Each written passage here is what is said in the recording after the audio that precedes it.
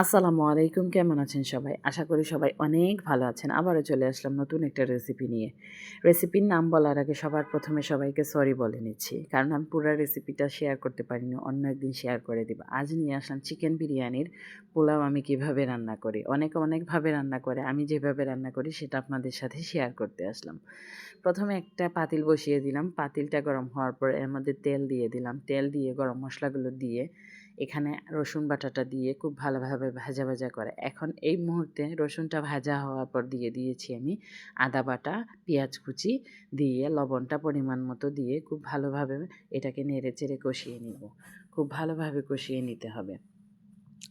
এই মশলাটা যখন একদম ভাজা ভাজা হয়ে কষা কষা হয়ে আসবে তখন এর মধ্যে আমি দিয়ে দিব চালগুলো। চালগুলোকে ধুয়ে খুব ভালোভাবে পানিটা ঝরিয়ে নিতে হবে। একদম মানে পানিটা অনেকক্ষণ আপনি এই যে ঝাঁঝরিতে রেখে দিবেন, পানিটা অনেক ভালোভাবে ঝরে যাবে। পানিটা ঝরে গেলে হবে কি পাতিলের তলাতে আর পোলাওটা লাগবে না, মানে ধরে যাবে না, পুড়ে যাবে না। তারপরে চালটাকে একটু সময় নিয়ে খুব ভালোভাবে করে ভাজা ভাজা করে নিতে হবে। খুব সুন্দর করে চালটাকে সময় নিয়ে ভাজতে হবে। চালটা যত ভালো ভাজা হবে আপনার পোলাওটা তত ঝরঝরা হবে। পোলাওটা ঝরঝরা করার জন্য আপনার চালটাকে খুব ভালোভাবে ভেজে নিতে হবে।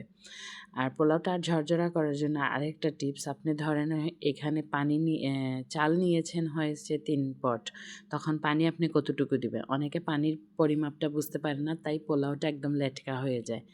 আপনি পানিটা এখানে দিবেন হয়েছে ৩ পটের জন্য ৬ পট পানি দিবেন। মানে যতটুকু চাল তার ডাবল পানি দিবেন। তখন আপনার পোলাওটা একদম ঝরঝরে হবে। নিশ্চিন্তে মানে কোনো টেনশন থাকবে না। অনেকে পোলাও বসায়ে কিন্তু টেনশনে থাকে যে আমার পোলাওটা ঝরঝরা হবে কি না হবে। একদম দেখবেন একদম সুন্দরভাবে হয়ে যাবে আপনার পোলাওটা। এই মুহূর্তে আমি দিয়ে দিলাম বিরিয়ানি মশলাটা। রেডিমেড যে মশলাগুলো পাওয়া যায় মশলাটা দিয়ে দিলাম পানির উপর। এখন অপেক্ষা বলক আসার। এখন এর মধ্যে কাঁচামরিচ দিয়ে দিব, দিয়ে আমি ঢাকনাটা দিয়ে দিব। ঢাকনা দিয়ে অপেক্ষা করতে হবে যাতে পানিটা টেনে যাওয়া পর্যন্ত। পোলাওটাকে একটু পরপর উল্টে পাল্টে দিবেন। ননস্টিকের হাঁড়িতে বসাইলে এত বেশি মানে ঘন ঘন নাড়তে হয় না, বাট নর্মাল পাতিলে আমি তো অনেকগুলা বসাইছি, তাই এই নর্মাল পাতিলে একটু ঘন ঘন নেড়ে চেড়ে দিবেন, না হয়তো পোড়া ধরে যাবে। এখন এই পর্যায়ে আমি যে মাংসটা রান্না করে রেখেছিলাম বা চিকেনের কুরমাটা যেটাই বলেন বিরিয়ানির জন্য, ওইটা ঢেলে দিলাম। খুব সব কিছু একসাথে মিক্সড করে উল্টে পাল্টে নেড়ে চেড়ে ঢাকনাটা দিয়ে দিলাম। এখন অপেক্ষা শুধু পোলাওয়ের পানিটা টেনে আসা পর্যন্ত। আমি দেখেন খুব ঘন ঘন নেড়ে দিচ্ছি, আবার খুব জুড়ে জুড়ে নাড়তে যাবে না, তাহলে চালগুলো একদম ভেঙে যাবে। খুব সুন্দর করে আলতো হাতে বারবার একটু উল্টে পাল্টে নেড়ে চেড়ে দিবেন। দেখেন পানিটা একটু একটু করে কমে আসতেছে। দেখেন আমার পোলাওটা কত সুন্দরভাবে ফুটে আসতেছে। এখনও কিন্তু এটাতে পানি আছে। দুঃখিত, ভিডিওটা এত সুন্দরভাবে পুরাটা করতে পারিনি। এই পর্যায়ে আমি ঘিটা দিয়ে দিলাম।